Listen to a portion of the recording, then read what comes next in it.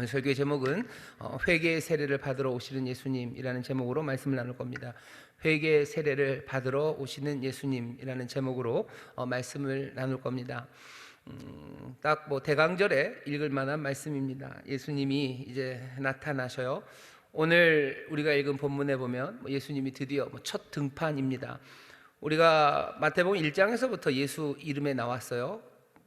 그 백성을 죄에서 구원할 자 예수라고 이름 붙일 거고, 그분의 이름은 임마누엘이라고 그렇게 이름이 등장했지. 1장에서는 아직 사람은 나타나지 않았습니다. 2장에서는 사람은 보여요. 동방박사들이 찾아오죠.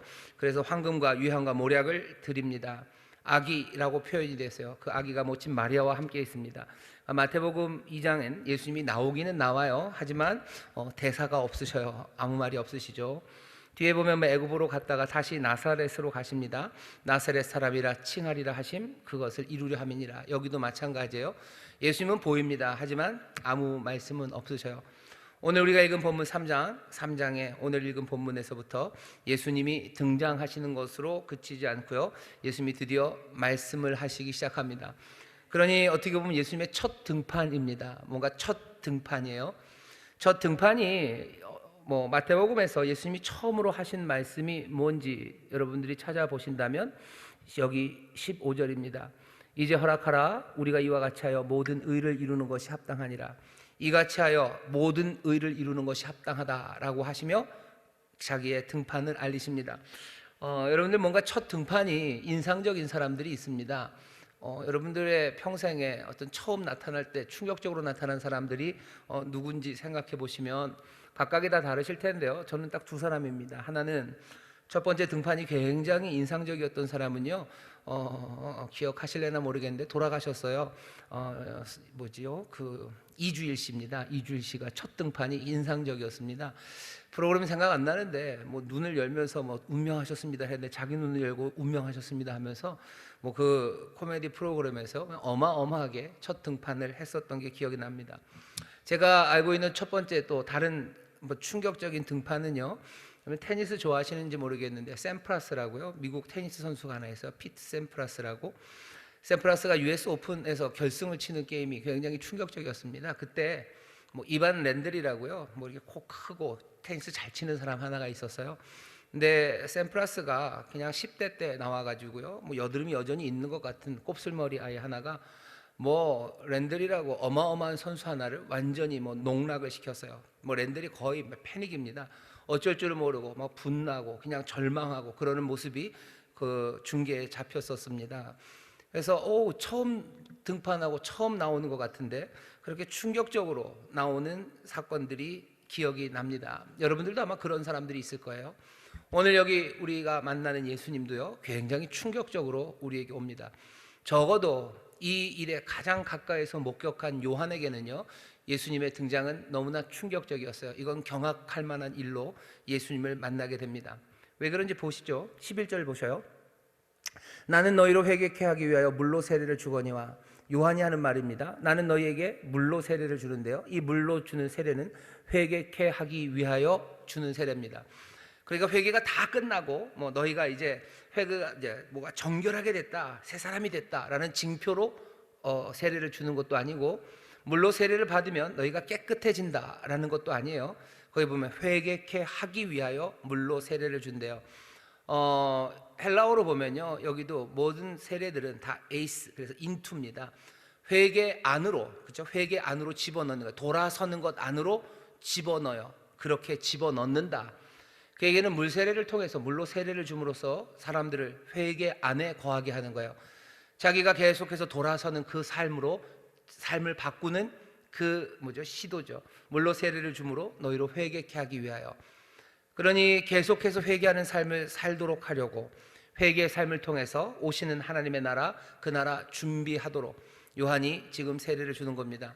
그러니까 세례를 받는 사람들은 그렇게 생각하는 거예요. 요한에게 가서 요단강에서 세례를 받으면 나는 이제 회개의 삶으로 들어가요. 하나님의 나라가 올 겁니다. 그 나라에 합당하게 내가 준비되어 있지 않다는 걸 알아요. 그 나라에 합당하게 내가 준비되기 위해서 나는 이제 회개의 삶을 살아야 되고, 요한의 세례를 통해서 나는 그 회개의 삶 안으로 들어간다고 생각하며 이 세례를 받은 겁니다. 사람들도 그렇게 받았고요. 요한도 그렇게 알고 있어요. 내가 세례를 줌으로 사람들은 이제 회개하는 삶을 살 거라고. 나는 회개케 하기 위하여 물로 세례를 주거니와 내 뒤에 오시는 이가 있대요. 내 뒤에 오시는 이가 있습니다. 그분은 나보다 능력이 많아요. 그냥 단순히 오시는 이는 아닙니다. 오시는 이라는 말 자체가 갖고 있는 힘이 있어요. 이스라엘 사람들이 기다리고 있는 사람은요, 오시는 사람입니다. 오시는 분을 기다려요. 누구든지 오는 사람을 기다리는 거 아닙니까? 하지만 구약의 예언자들이, 그 선지자들이 메시아 그리스도를 말할 때는 항상 오시는 이예요. 그분이 오신다, 오시는 이가 있어요. 하나님의 능력으로 오실 거예요. 뒤에 그렇게 써 있죠. 요한이 나보다 능력이 많으셔요. 능력을 가지시고 오시는 이, 그분은 메시아입니다. 요한은 지금 그렇게 얘기하는 거예요. 내 뒤에 오신다. 나보다 뒤에 있으니까 넘버 2라는 뜻도 아닙니다. 내 다음에 오시는 그분은 그냥 뭐예요? 오시는 분이에요. 그분은 능력이 많으신 분이셔요. 능력을 가지고 오시는 이 메시아. 요한은 지금 그 얘기를 하는 거죠. 나는 회개케 하기 위해 세례를 주지만 내 뒤에 그리스도가 오신다. 내 뒤에 메시아가 오신다. 이스라엘아, 너희들이 기다렸던 그분이 이제 오신다요. 그분이 오시면 내가 했던 이 물로 회개케 하기 위해 주는 세례, 그것과는 다른 세례입니다. 그는 성령과 불로 너희에게 세례를 준대요. 그는 성령과 불로 세례를 준답니다. 여기도 마찬가지예요. 성령 안에 그리고 불 안에입니다. 성령과 불로 세례를 준대요. 성령으로 불로 세례를 주신다고 얘기를 하셔요. 잘 그거 남겨놓고요. 그 다음에 그분이 와서 하시는 일은 손에 키를 들고 자기의 타작마당을 정하게 하사 알곡은 모아 곳간에 들이고 쭉정이는 꺼지지 않는 불에 태우시리라. 11절 뒤에 것과 그리고 12절을 함께 연결해 보면 이렇게 됩니다. 오시는 분은 사람들을 어디로요? 성령 안으로 그리고 불 안으로 집어넣을 거예요. 불 안에 집어넣을 건 당연히 쭉정이들입니다. 쭉정이들은 불 안으로 넣을 거예요. 정리하시겠다는 겁니다. 오시는 그분이 정리하실 거다. 모든 쭉정이들은 불로 넣으실 거고, 또 알곡이 될 이들은 어디로 넣겠습니까? 성령 안으로 넣어 알곡이 되게 할 거예요. 복이 넘치게 할 거예요. 복을 주시는 분이셔요. 그리고 심판하시는 그분 메시아 그리스도가 오셔요. 그분은 당신의 타작마당을 정결하게 하실 겁니다. 타작마당은 온갖 것들이 널브러져 있죠. 쭉정이도 있고 알곡도 있고 사람들 시끌시끌하고 별별 일이 다 많습니다. 그러나 이 메시아는 자기의 타작마당을 정결하게 하실 분입니다. 깨끗하게 치우실 거예요. 다 정리하실 겁니다. 질서를 잡으실 분이셔요. 선별하실 분이셔요. 쭉정이는 다 불 안으로 집어넣어 태우실 분이시고, 그리고 또 알곡들은 성령 안으로 그 생명의 영 안에서 알곡이 되게 하시고, 그리고 그 곳간에 거두어 더 아름답게 하실 겁니다. 요한은 지금 메시아가 올 것을 사람들에게 선포하고 있는 겁니다. 내 뒤에 메시아가 오신다. 그는 성령과 불로 너에게 세례를 줄 거다. 쭉정이들은 불 안으로 집어넣으실 거고, 그리고 또 알곡들은 성령 안에서 그 곳간에 채우시는 그 일 하실 거다. 타작마당은 정리될 거예요. 혼란스러운 세상은 정리될 거예요.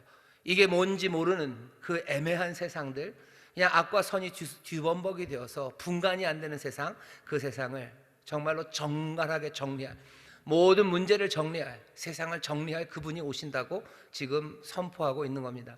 이 말을 듣는 사람들은 기대가 돼요. 세상이 얼마나 혼란스럽습니까? 세상이 얼마나 정리가 안 된 것처럼 공허합니까?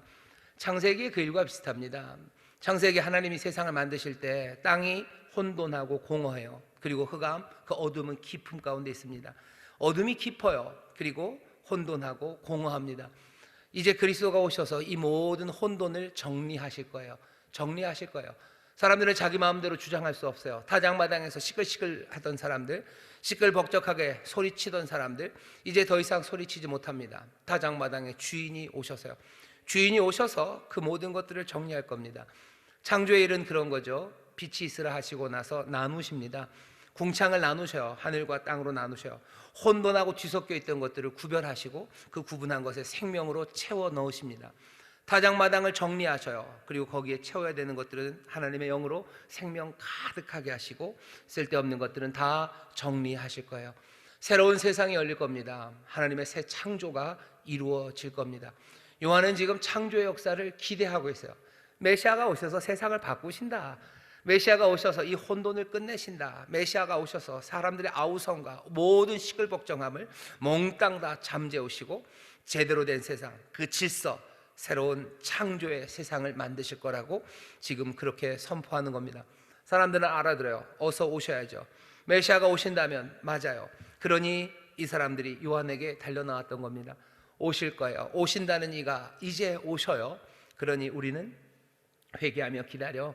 정말로 쭉정이로 불 안으로 들어가는 게 아니라 우리가 회개함으로 성령 안에서 하나님의 생명의 영 안에서 알곡이 되고 곳간에 들어가는 그 날을, 그런 자신의 운명을 꿈꾸며 요한 앞으로 나온 겁니다. 내 삶이 변화되어 내가 생명을 누리게 되기를 소망하며 나오죠. 여기 11절 12절의 이야기는 뭔가 이렇게 생각하시면 돼요. 그냥 뭐죠? 음악이 들리는 겁니다. 두둥두둥 하는 거예요. 요한이 지금 막 바람잡이를 하는 겁니다. 내 뒤에 오시니 메시아가 오신다. 성령과 불로 세례를 주신다. 나보다 능력 많으시니다. 타작마당을 정결하게 하실 거다. 몽땅 다 태우실 거고 또 그 성령으로 생명 가득하게 하여 알곡으로 곳간에 채우실 거다. 자, 이제 그분이 오신다요. 뭐 북소리 둥둥둥둥둥 나고요. 뭐 음악 소리 중중중중중 울리기 시작하고요. 그리고 뭐가 축포 소리, 그리고 조명들이 몽땅 다 준비된, 어쩌면 흥분이 점점 고조되어 가고 있습니다. 뭐 요한의 목소리는 여기서 떨리고 있을 거예요. 점점 고양되는 목소리죠.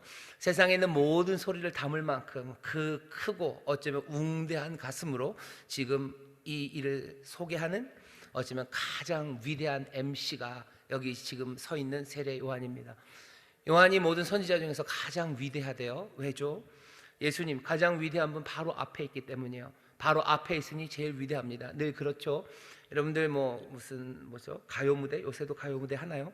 가요 무대도 앞에보다 뒤에 나오는 사람이 뭐 좀 더 뭐라 그래야 되나, 조용필에 가까운 분입니다. 조용필은 앞에 나오지 않아요? 뒤에 나오죠.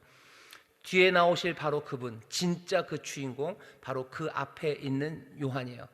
이 위대한 요한입니다. 이 요한이 가슴 벅차 지금 오실 왕, 그 나라가 온다고, 이제 그 왕이 오신다고, 복 주시고 심판하실 능력 많으신 메시아가 온다고 지금 선포를 합니다. MC가 그 다음에 설명을 하면 그 다음에 뭐가 돼야 돼요? 쫙 하고 나오셔야 되죠. 맞습니다. 쫙 하고 나와요. 13절입니다. 이때 예수께서 갈릴리로서 요단강에 이르러, 우리가 읽는 이 한글 성경에는 이때 예수께서 갈릴리로서 요단강에 이르러 이렇게 뭐라 그래야 되나, 우리나라 말은 주어가 좀 앞에 나와야 됩니다. 하지만 헬라어는 그렇지는 않아요. 13절 처음 시작이 어떻게 되냐면 이때에 라고 시작을 하면서요, 그 다음 말이요 파라키네타이 이렇게 됩니다. 파라키네타이, 그러면 아주 웅장한 형식의 말이에요.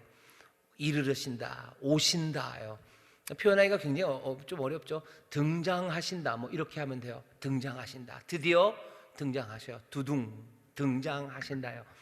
그런데 한껏 바람을 잡아놓은 MC 세례 요한이 그리스도가 오신다고 그렇게 벅차서 소리 지르고요. 그리고 파라키네타이, 자 오신다라고 해서 커튼이 열렸어요. 그리고는 오십니다. 예수 1장에서 봤어요. 임마누엘이셔, 구원하실 예수예요. 다윗의 왕조에서 오실 바로 그 왕 맞습니다. 그 예수입니다. 그러니 멋지게 등장하시면 되는데 13절을 보면 그 두둥하는 파라키네타이, 그 뒤에 말들은요 사람들을 실망시키는 말들입니다. 그 다음에 나오는 말은요 갈릴리예요. 갈릴리. 갈릴리로부터 왔어요. 갈릴리로부터 오면 안 돼요. 뭐 좀 더 멋진 데서부터 오셔야 돼요. 뭐 예루살렘도 뭐 괜찮습니다. 하지만 그래도 갈릴리는 아니에요. 뭐 로마 괜찮아요.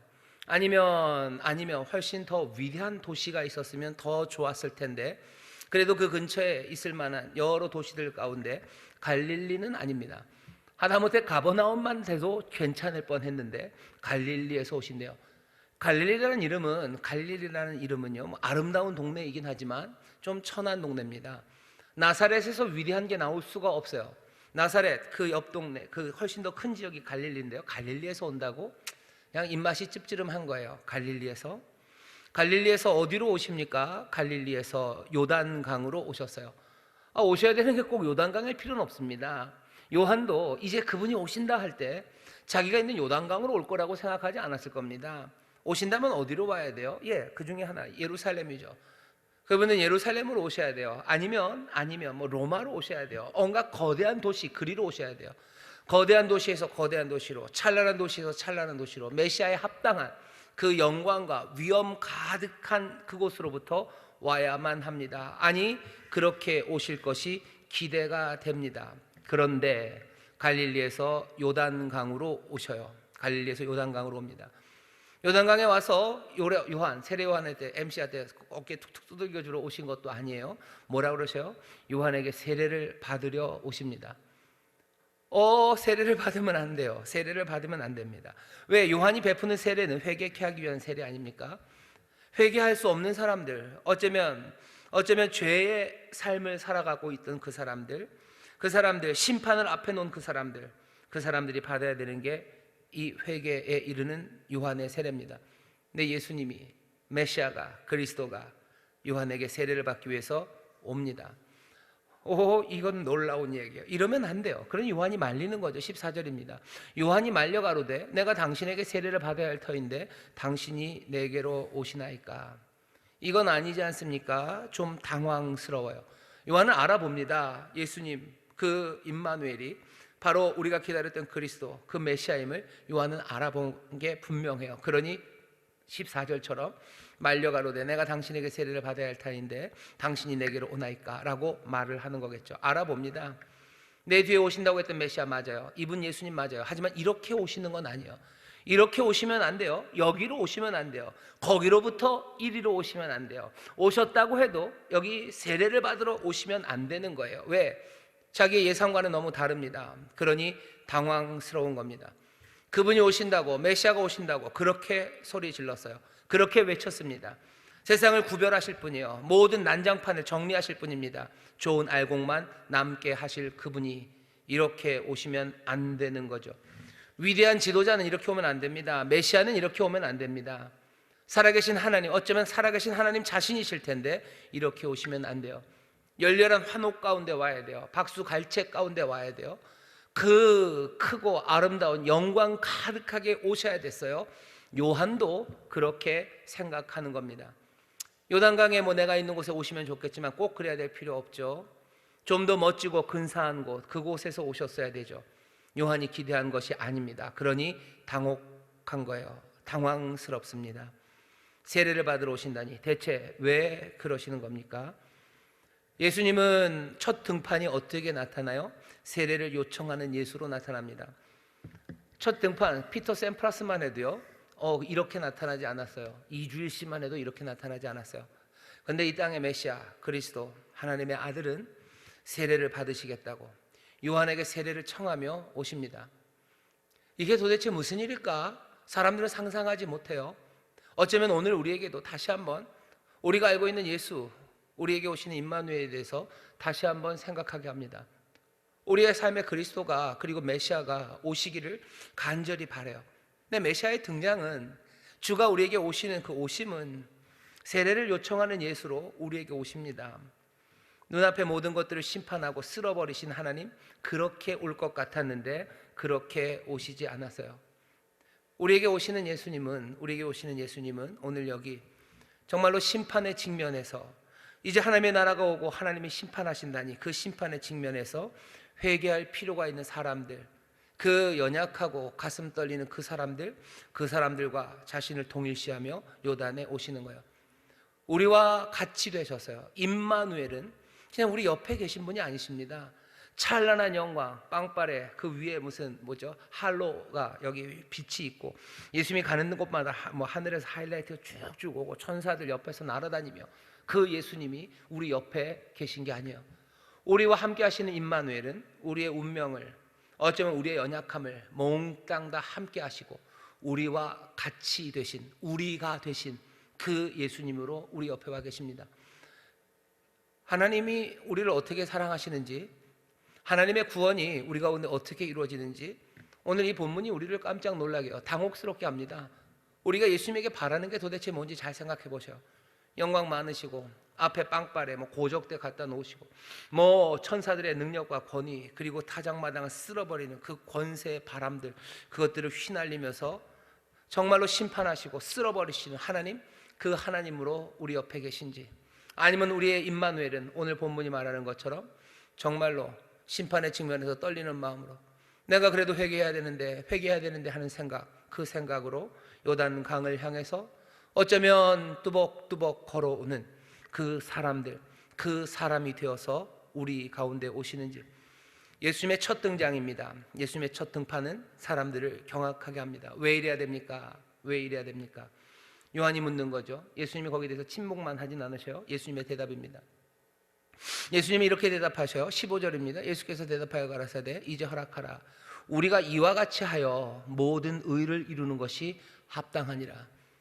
예수님 자신이 걸어갈 앞길들, 아니면 주님께서 이 땅에 오셔서 해야 될 일들을 어쩌면 이 한마디에 담아놨어요.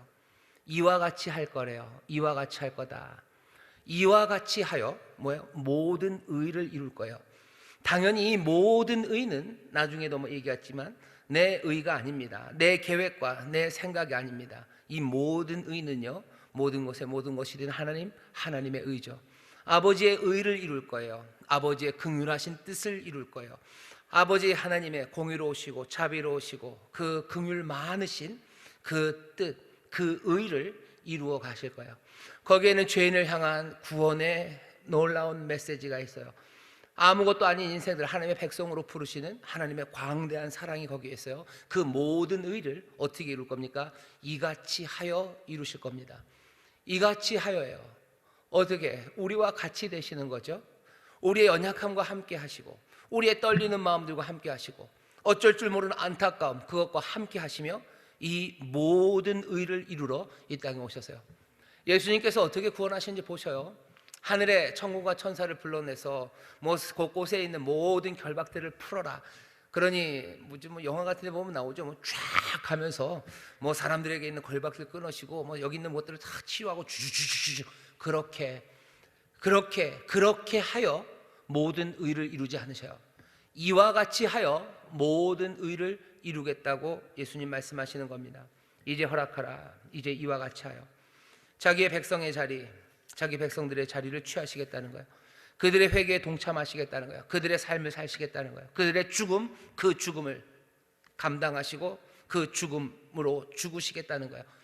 예수님이 이 땅에 죽으실 때, 이 땅에서 죽으실 때 사람과 똑같이 죽으셨습니다. 피 흘려 쏟으시고, 그래서 모든 호흡이 멈추고, 우리가 죽어가는 것과 같이 죽어가셨어요. 우리가 사는 것과 같이 사셨어요. 우리의 회개에 동참하시고 우리의 자리 그곳에 오셨어요. 자기를 겸손하게 자기의 백성들과 동일시하시며 이와 같이 하여 예수님은 하나님의 약속을 이루어 가십니다. 이 방법으로 하시겠대요. 이 방법으로 하시겠대요. 여러분, 이 방법이 놀랍습니다. 하지만 잊으시면 안 돼요. 오시는 이는 메시아입니다. 반드시 그 분별의 일과 그리고 정리하는 모든 일을 이루실 분이셔요.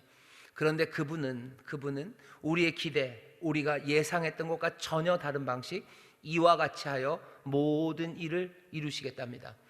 우리는 어떻게 해야 됩니까? 이와 같이 하시는 이 방법에 우리가 토를 달 수는 없어요. 우리를 놀래키시는 거지 이와 같이 하시는 것이 메시아가 아니라는 뜻은 아닙니다.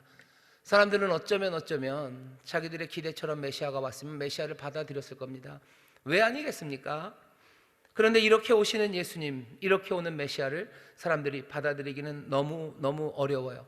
그런데도 하나님이 이렇게 하시겠답니다. 이와 같이 하여 모든 의를 이루는 것이 합당하다라고 말씀하시는 겁니다. 왜 이 방법일까? 먼저 생각할 수 있는 것 첫 번째는요, 하나님께서 지혜로우셔요. 하나님의 지혜입니다. 그리고 하나님의 능력입니다. 십자가의 도가 멸망받는 사람들에게는 어리석어 보여요. 하지만 구원을 받은 우리에게는 하나님의 능력이 됩니다. 이 방식이요, 그냥 우리를 단순히 구원하는 데서 끝나는 거라면 이 방법이 꼭 효과적이진 않습니다. 그렇지 않습니까? 그냥 오셔서 그냥 확 다 풀어주시면 되죠. 확 다 건져내시면 되죠. 휙휙휙 정리하시면 되죠. 그 능력 분명히 있으시죠. 사람들도 그렇게 기대했죠. 근데 그렇게 하지 않으셨어요. 왜? 우리를 그냥 구원하는 거, 우리를 그냥 끌어내는 거, 거기서 끝내려고 하시는 게 아니라 하나님의 더 위대하신 뜻이 있는 겁니다.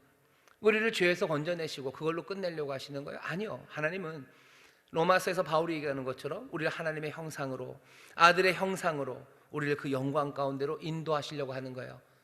여전히 이 땅에서 그냥 풀어놓으면 끝입니까? 아니죠.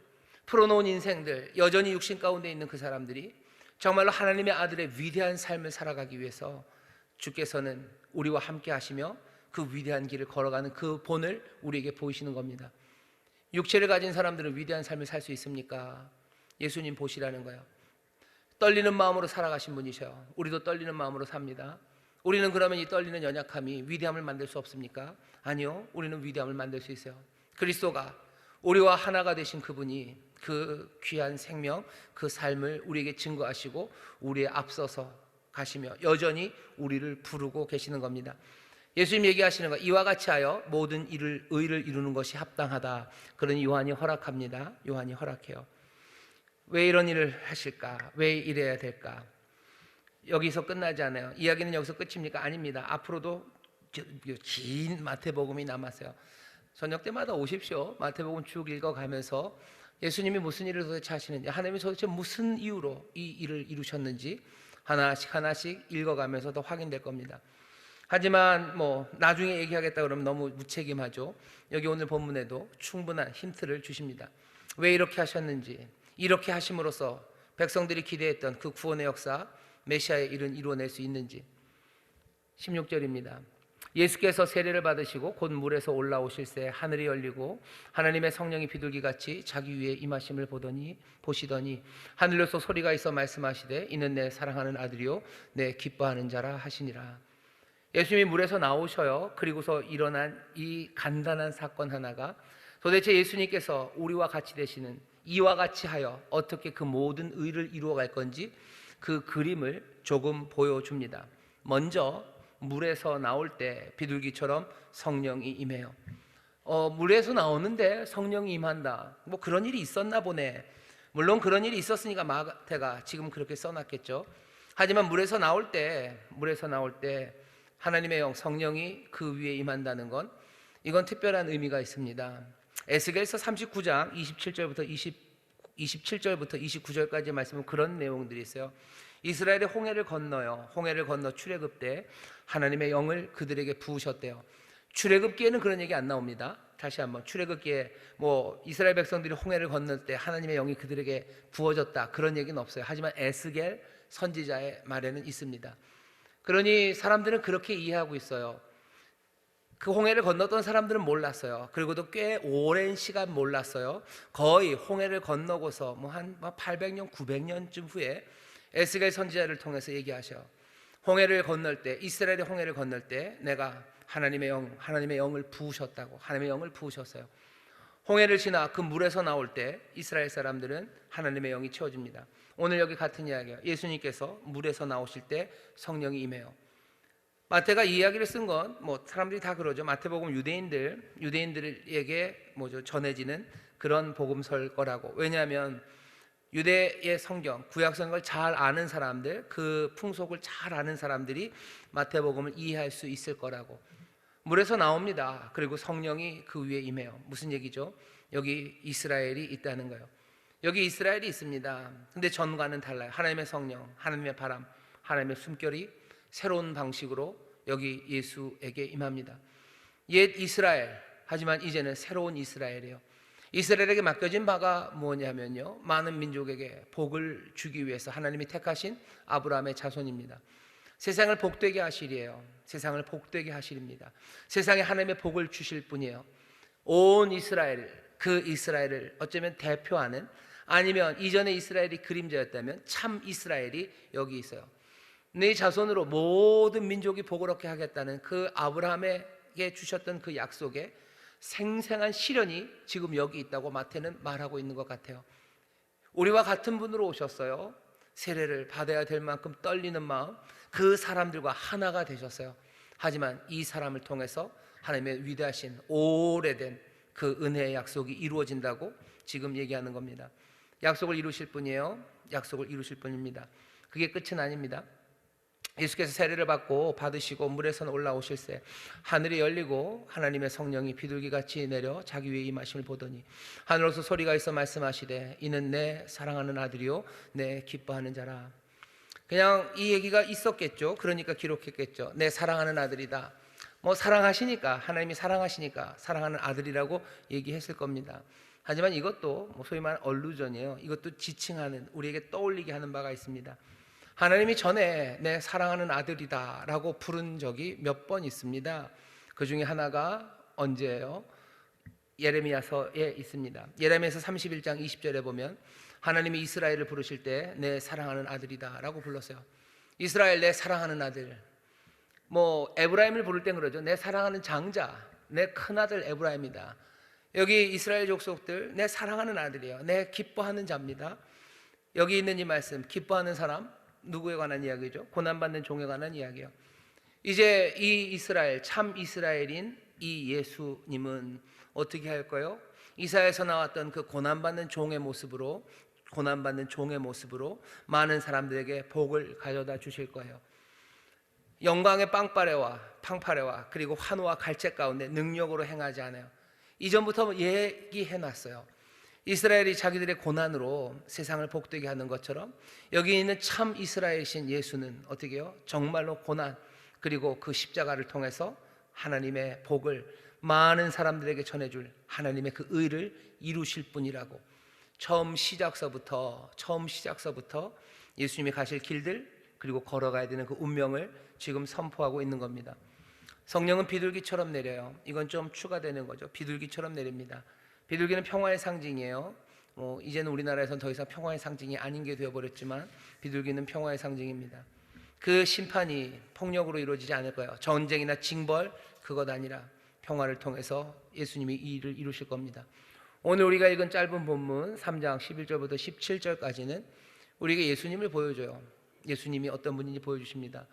오늘 이 이야기가 우리에게 주는 모랄이라고 그래야 되나요? 우리에게 마음에 새기고 또 우리의 생각을 바꿔놓는 부분은 이 본문이 우리에게 던지는 도전은요, 예수님에 대해서 우리가 새롭게 놀라야 된다는 겁니다. 우리는 놀라게 될 거예요. 이미 놀랐고 앞으로도 놀랄 겁니다.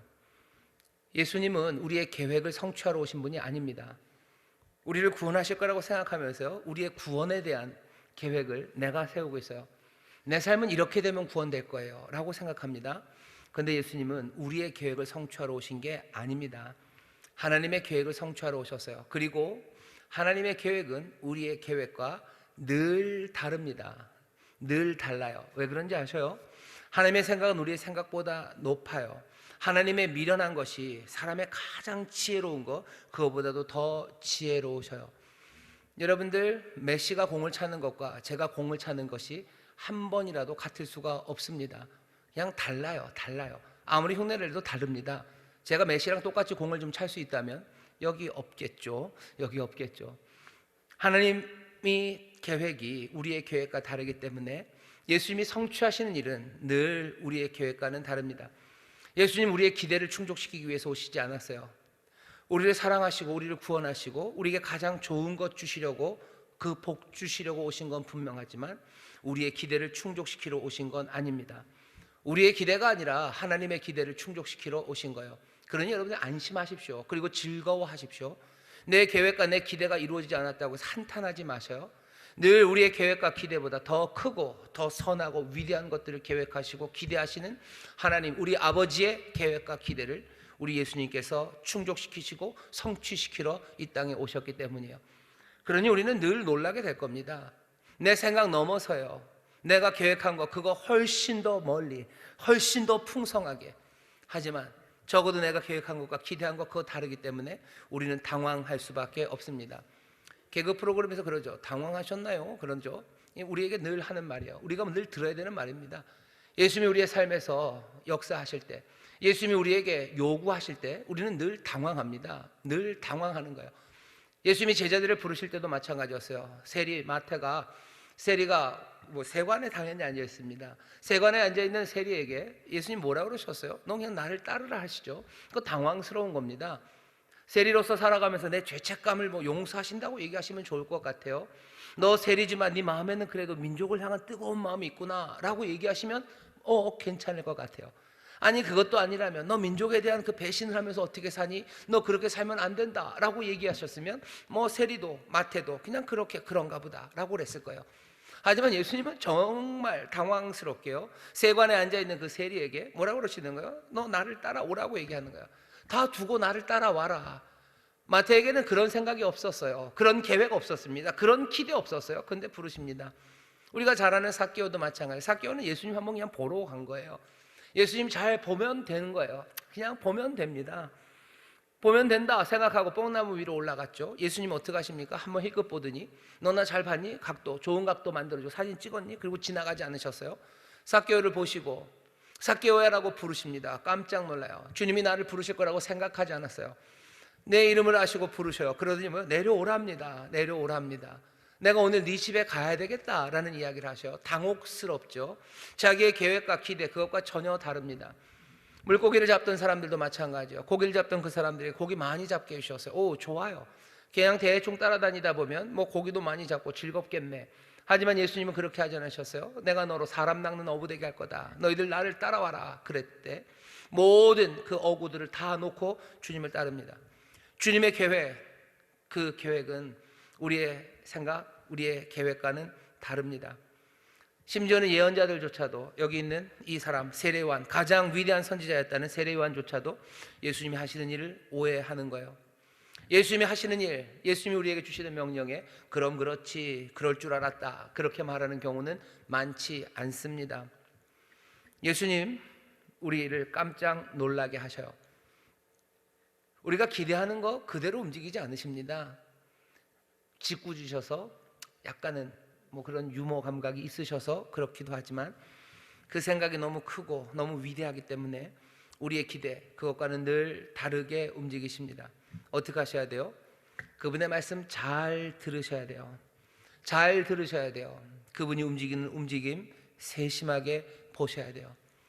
이런 얘기 하실 거라고 지레짐작하고 들으면 안 됩니다. 여러분들 지레짐작하고 들으면요 잘 안 들려요. 잘 안 들립니다. 진짜로 마음을 비워야 돼요. 뭐라고 하시는지 긴장하고 들어야 돼요.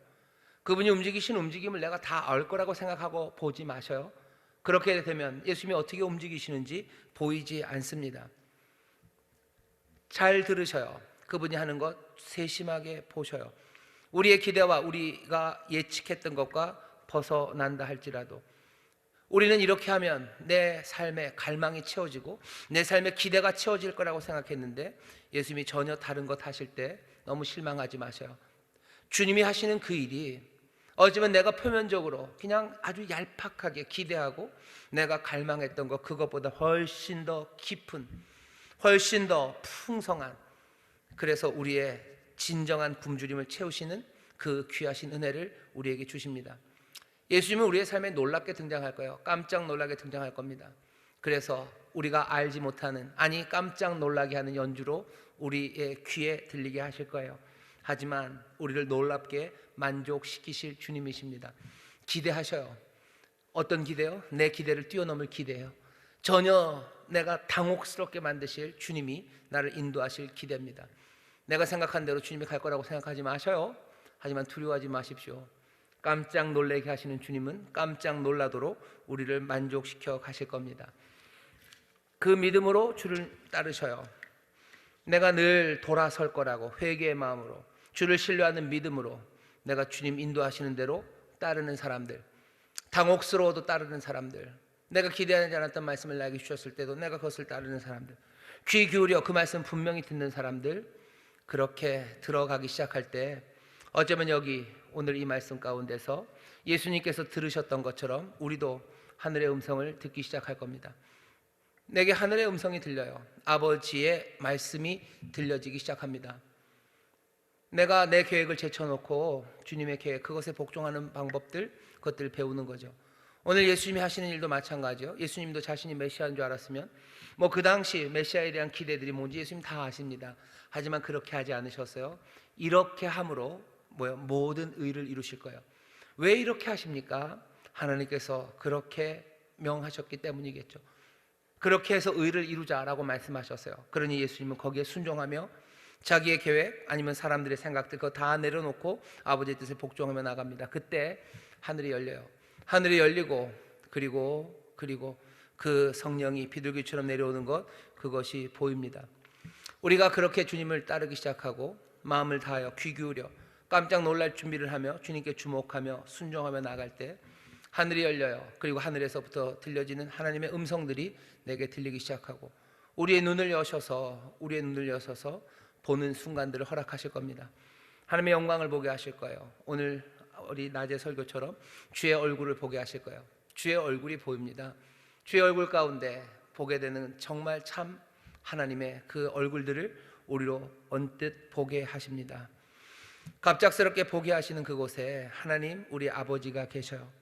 그 아버지를 보면 우리가 하나님의 자녀임이 확인되며 우리는 그 영으로 말미암아 깨끗하게 정결하게 회개의 삶을 살아가기 시작하고, 그래서 언제든지 예수님께서 그 모든 일을 위해서 쓰임이 되는 것처럼 우리도 그렇게 아버지의 쓰임이 되는 예수 그리스도를 따름으로써 그 하나님 나라 아버지의 나라에서 즐겁게 쓰임이 되는 그 삶을 살아갈 수 있습니다. 여러분들 깜짝 놀라게 되실 거예요. 내 삶이 내가 주의 음성을 듣고 하늘의 음성을 듣고 내가 하늘 아버지의 모습을 보며 내가 그래서 변화되어 가는 삶, 내가 새로워진 삶으로 하나님의 그 영원한 나라, 그 아버지의 나라에서 쓰임이 되는 사람들. 아버지의 아들이 하나님의 아들입니다. 하나님의 아들이 아버지 하나님을 위해서 그 순종으로 그 나라의 일을 이루어가듯 어느샌가 우리도 여기 이스라엘 향해서 내 사랑하는 아들, 내 기뻐하는 자라 라고 말씀하셨던 그 말씀이 우리의 삶에 울려 퍼지기 시작합니다. 하나님, 우리 아버지가 기뻐하는 아들들, 또 즐거워하는 그런 복된 아들들, 그런 자녀가 되시기를 주의 이름으로 축원합니다. 당황할 준비들 하셔야 돼요. 당황할 준비하시고 귀 기울여 들으십시오. 그리고 또 정성을 다하여 순종으로 나아가셔요. 그때 하늘의 소리가, 그리고 하늘의 영광이 우리 가운데 펼쳐지고 그 안에서 변화된 내 삶을 누리기 시작합니다.